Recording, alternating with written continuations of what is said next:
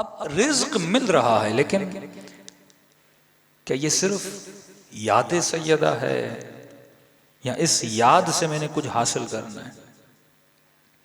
हमारी तरह लोग थे, कुछ मौला अली के मददगार बने और कुछ वो थे जो अली इब्न अबी तालिब के घर पे आग लेकर आए।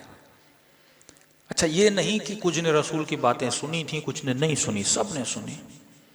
यानी जब दरवाजे से गुजरते थे झुक के सलाम करते थे, सबको पता था कि बेटी के एहतराम में खड़े हो जाते हैं। यानी ये नहीं कि कोई फजीलत छुपाते थे, घरों में बातें होती थी, सबको पता था। सबके सामने कहा फातिमा तो बज़अतुम मिन्नी, मेरे जिगर का टुकड़ा है।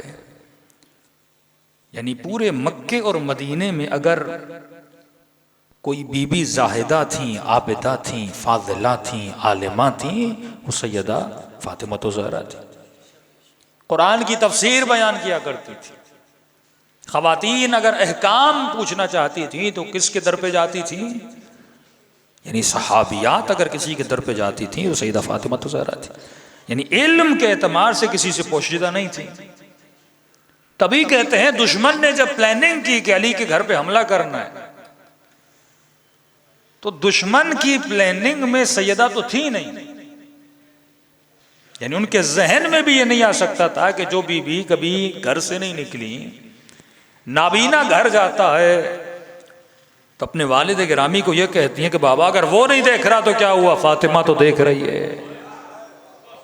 ये सारे फदाइल उम्मत में मशहूर थे कि ऐसी जाहिदा बीबी हैं। तो किसी ने यह तसव्वुर भी नहीं किया था कि हम दरवाजे पे जाएंगे तो ये बीबी आएंगी। यानी ये किसी की प्लानिंग में नहीं था, एक तसव्वुर बनाया हुआ था सैयदा के लिए कि दरवाजा खटखटाएंगे, बच्चे आएंगे या कुछ और होगा और हम अली इब्न अबी तालिब को बड़ी आसानी से लेकर चले जाएंगे। ये तो किसी ने सोचा नहीं था कि ये बीबी मस्जिद में आएगी हक मांगने के लिए। ये तो किसी ने सोचा नहीं था कि ये बीबी दरवाजे पर आएंगी। मतलब बिल्कुल ऐसे है कि जो मदीने में रहने वाले शिया थे, अहले बैत के चाहने वाले थे, उन्होंने कभी नहीं सोचा था कि अली की बेटी और बाजार में आएगी, अली की बेटी दरबार में आएगी, अली की बेटी खुतबा देगी और यजीद से मुखातब होकर बातें करेगी। तो किसी ने सोचा भी नहीं था ना। तो यहां पे दिफाए विलायत में सैयदा जब कदम आगे बढ़ाती हैं कि मतलब जब विलायत खतरे में आती है तो सिर्फ मर्दों पर वाजिब नहीं है, हिफ्ज विलायत और उस विलायत की हिफाजत में अगर कोई पेश है वो औरतें हैं। ये अल्लाह ने औरत का मकाम रखा है। लेकिन सवाल यह है कि कुछ लोग सब कुछ सुनने के बाद भी दुश्मन बन रहे हैं। ये नहीं कि अली की फजीलत अमीर शाम पे आया नहीं थी, तल्हा और जुबैर पे आया नहीं थी। आला तरीन शख्सियतें जो जंग जमल में आई, एक तरफ अली इब्न अबी तालिब, एक तरफ मसलन नबी की ज़ौजा है। तो भाई उम्मती तो परेशान होगा कि नहीं होगा? उम्मती के लिए दामाद का भी वही एहतराम है, अज़वाज का भी वही एहतराम है जिनके लिए कुरान कहे कि ये तुम्हारे लिए माओं के बराबर है। उम्मत क्या करे? मसलन अगर मौलवी आपस में लड़े तो बात बनती है, लेकिन आम बंदा कहेगा कि ये भी मौलाना मोहतरम है, ये भी मौलाना मोहतरम है, अब मैं किसके पीछे जाऊं भाई? दोनों एक मैदान खड़ा कर दें, मैदान जंग खड़ा कर दें, इसके लिए भी मशहूर हो अदब करना है, इसके लिए भी मशहूर हो अदब करना है, दोनों काबिल एहतराम है। और कुरान की आयतें दोनों के लिए बोले हैं। कभी आए इन्नमा युरिदुल्लाह, कभी कुल ला असअलुकुम अलैहि अजरन इल्लल मवद्दत फिल कुर्बा, कभी अज़वाज के बारे में आयतें आ जाएं कि ये उम्महातुल मोमिनीन है। तो जाहिर जो बेचारा मुसलमान है, 5 वक्त का नमाजी मस्जिद में जाता है और 2 लश्कर लग जाएं तो वो तो परेशानी में किस लश्कर में जाऊं? एक तरफ नबी की बेटी, एक तरफ नबी का दामाद, दूसरी तरफ भी बड़े जलील कद्र शख्सियात हैं ना उस जमाने के मुसलमान के लिए। क्योंकि जंगों में साथ, मैदानों में साथ, फुतुहात में साथ, किसी ने माल कुर्बान किया, किसी ने बच्चे कुर्बान किए, सारे साथ साथ हैं। मसला है नबी की रहलत के बाद, जब तक रसूल है तो शेर व शिकर है, उस वक्त तो कोई मसला ही नहीं। जुबैर अली के चेहरे को देख रहा है, कुछ अली को बखन बखन कह रहे हैं, अली के चेहरे को क्यों का? नबी आपने फरमाया अली के चेहरे को देखना इबादत है। ये वाहिद चेहरा है जो कभी बुतों के सामने झुका नहीं है।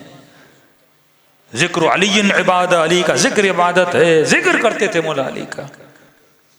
ये सही बात है जो बरादरान अहले सुन्नत कहते हैं, कोई झगड़ा नहीं था। वाकई कोई झगड़ा नहीं था, सारे साथ साथ थे। मसला है रसूल खुदा के बाद, रसूल के बाद खुलफा बने हैं। दूसरे खलीफे को भी मारा गया, तीसरे खलीफे को भी मारा गया, हज़रत अली को मस्जिद में शहीद किया कर दिया गया। फिर आते हैं जंगे सिफ़ीन। अब जो लड़ाइयाँ शुरू होती हैं, क्या हो गया उस मुआशरे के मुसलमान को कि अपने खलीफे को कत्ल करने चला।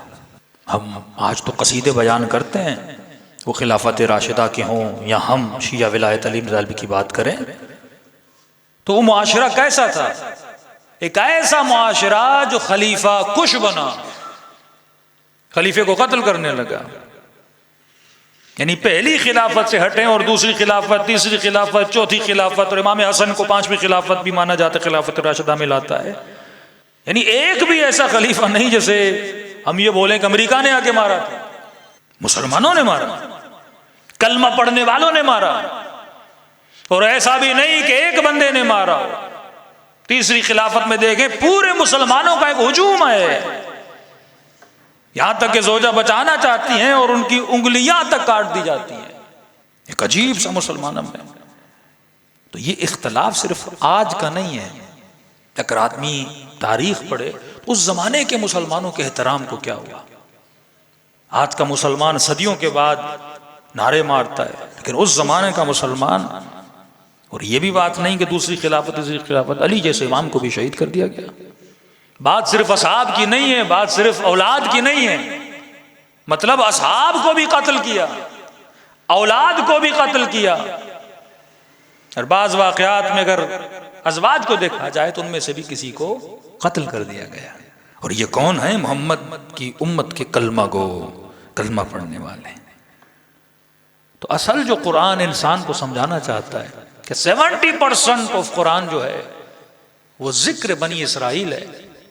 युज़ब्बिहून अब्नाअहुम व यस्तहयून निसाअहुम, कि बनी इसराइल की उम्मतें या फिरऔनी अपने बच्चों को कत्ल किया करते थे। हजारों की तादाद से ज्यादा अंबिया को कत्ल किया गया। कभी नाक़े साले को कत्ल किया, कभी हजरत यहया का गला काटा गया, कभी इतने मोजज़ात दिखाने के बाद भी गौशाला परस बन गए कि हजरत मूसा ने यद बैजा, कभी लकड़ी से इज्तिहा को बनाना, कभी समंदर को जमीन में बदल देना। और उसके बाद भी जब वादना मूसा सलासीन लैलत ममना बेअशर जब कोहे तूर पे जाते हैं तो हजरत हारून को उम्मत छोड़ देती है, गौशाला परस बन जाती है। और नबी फरमाते हैं अस्साउ बिस्सा, जो जो उम्मत बनी इसराइल ने किया वो मेरी उम्मत करेगी। या रसूल अल्लाह, बनी इसराइल ने अंबिया को कत्ल किया। आपने कहा या अली अंत मिन्नी बिमंज़िलत हारून मिन मूसा, आप मेरे लिए ऐसे हो जैसे हारून मूसा के लिए थे। अल्लाहु ला नबी बादी, लेकिन मेरे बाद कोई नबी नहीं है। तो या रसूल बनी इसराइल ने अंबिया को कत्ल किया, आपके बाद तो कोई नबी नहीं। फरमाया नहीं, ये नबी ज़ादों को कत्ल करेंगे, काम तो वही करेंगे ना। अशराफ उम्मत, आलिम उम्मत, लक़ब है आले मोहम्मद का ना, आलिम उम्मत है ना, उम्मत के और उनके आल को कत्ल करेंगे, बिल्कुल उसी तरह जिस तरह बनु इसराइल ने किया। मूसा की गैबत 40 दिन की थी, यानी पर्दे गैब में गए मूसा। कितने दिन के लिए? 40 दिन के लिए। कितने मौजज़े देखे उम्मत ने, फिरौन से बचाया, इज्तिहा बनाया, हाथ में नूर दिखाया, कोहे तूर पे जाके अल्लाह से कलाम करवाया, कभी मन उतर रहा है, कभी मनो सलवा उतर रहे हैं, इतने मौजज़े। लेकिन थोड़ी देर के बाद उम्मत क्या बन जाती है?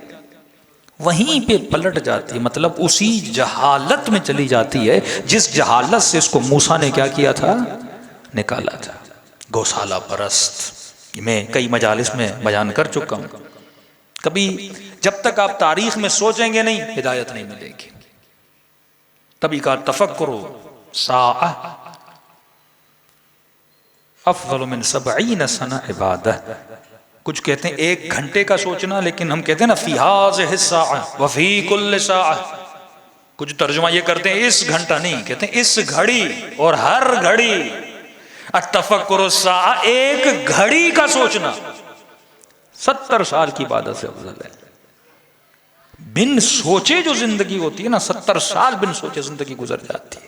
मैं क्या पहन रहा हूं, मैं क्या खा रहा हूं, मैं किससे रिश्ता बना रहा हूं, मैं किससे दोस्ती कर रहा हूं, मैंने किसको अपना इमाम बनाया, मैंने किसे आदी बनाया। कई जनाजे ऐसे हम दफन करके आते हैं, 5 मिनट सोचते नहीं है कि मैंने भी इस कब्र में जाना है। कई बच्चों की विलादत को देखते हैं, कई दरख्तों को उगता हुआ देखते हैं। सर्दी का मौसम है ना, अल्लाह कहता है मैं चीजों को मारता हूं फिर जमीन को जिंदा करता हूं। इसमें मेरी निशानी है ना, अल्लाह नूरु समावाति वल अर्ज़, खुदा जमीन व आसमान का नूर है। क्या मतलब, जगह जगह तुझे मेरा असर नजर आता है। लेकिन सवाल यह है कि तू असर को देखे जैसे अली देखते थे ना। जब तक निगाह निगाह अली न बने, जब तक फिक्र फिक्र अली न बने, यानी जब तक आप सलमान की तरह सोचोगे नहीं, तब तक सलमान नहीं बनोगे।